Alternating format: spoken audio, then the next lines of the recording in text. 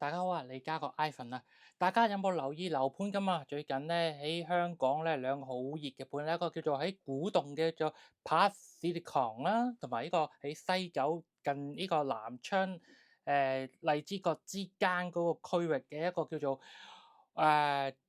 瑞景啊。咁兩個咧都係今年呢個月份呢個8月份殺出嚟一個一手樓盤，兩個都係樓花嚟嘅。咁一個長流花啦，咁今日咧會睇下同你分析下呢兩個盤啊，邊個正邊個勁嘅。咁其實古洞呢個盤咧，咁相對地係會德豐買入嚟啦，佢相對地個麵粉嘅價錢咧就比較貴啲啊，講緊8、9千蚊買咗個地翻嚟，咁啊建築成本計埋，佢而家要賣到17,000蚊尺，相對地啊，比同區嚟講，佢呢個樓價係比較係偏高嘅，但係就咁唔好咁講喎，佢雖然貴咗，但係佢都係超賣嘅。講緊超額咧都接近啊，佢而家賣緊係賣12貨啦，但係都已經有1000個認購噶啦。咁即係嚟緊啊，會講緊係23張飛爭一個樓盤嘅。咁相對地，我相信佢第一彎嘅82貨單位係買得晒嘅。咁仲有18貨招標單位咧，都聽聞啊，講緊啊。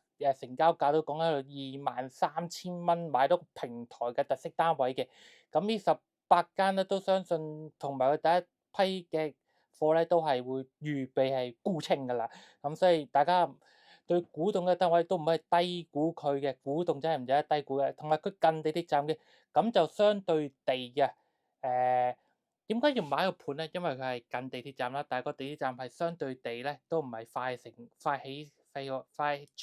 好嘅。咁相信個樓盤起好咗入伙之後，你都要等多2、3年先至通車有站嘅。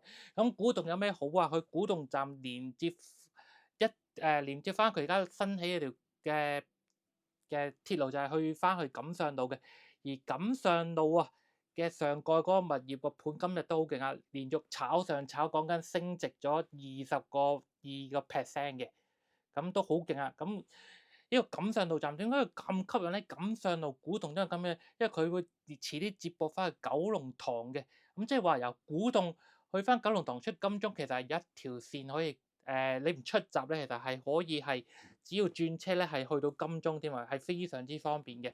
咁而呢個另一個黑馬，即係呢個瑞景啊。咁如果你有睇過雲景咧，相信你對佢建築嘅風格啊、用料各方面都係非常之靚噶啦。咁非常之都係香港用料上唔差嘅一個發展商啦。咁我覺得佢有另一個優點，就冇古洞嗰個咁大優，因為要起咗出嚟，仲要等幾年之後有車站通車嘅。咁而家講緊啊，嗰度西九嗰邊配套非常之成熟啦，已經有機場快線啦、東涌線啦，咁而且落翻去行到去南昌站係一站兩鐵嘅，咁嗰度發展係非常之成熟啦。咁相對地嗰度係少啲巴士小巴咁啦，所以嗰度係旺中帶靜嘅。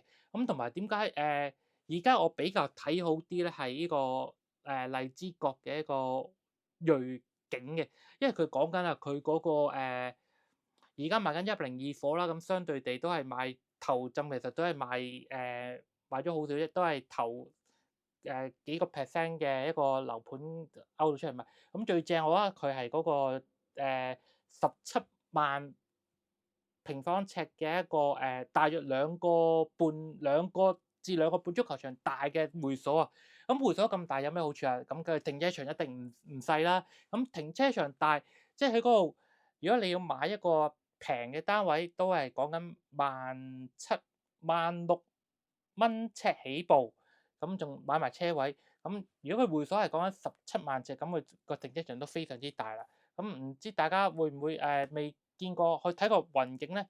雲景個停車場都係非常之大，就係好靚添啊！咁對於所有即係揸車嘅朋友或者置業嘅時候要考慮埋車位咧，咁去考慮西九呢個嘅瑞景啦。咁如果冇搭車個需求，即係冇揸車個需要咧，咁可以考慮下呢個古洞嘅 Park Citycon。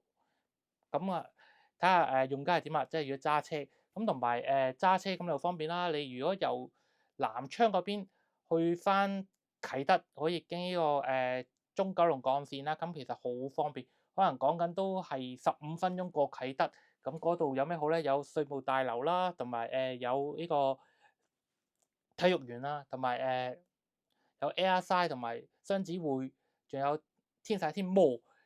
咁如果而家你好急住要住嘅，咁梗係睇天晒天啦。咁天晒天都而家都開放預約嘅，我都可以同你去參觀下嘅。有興趣嘅朋友就聯絡我啦。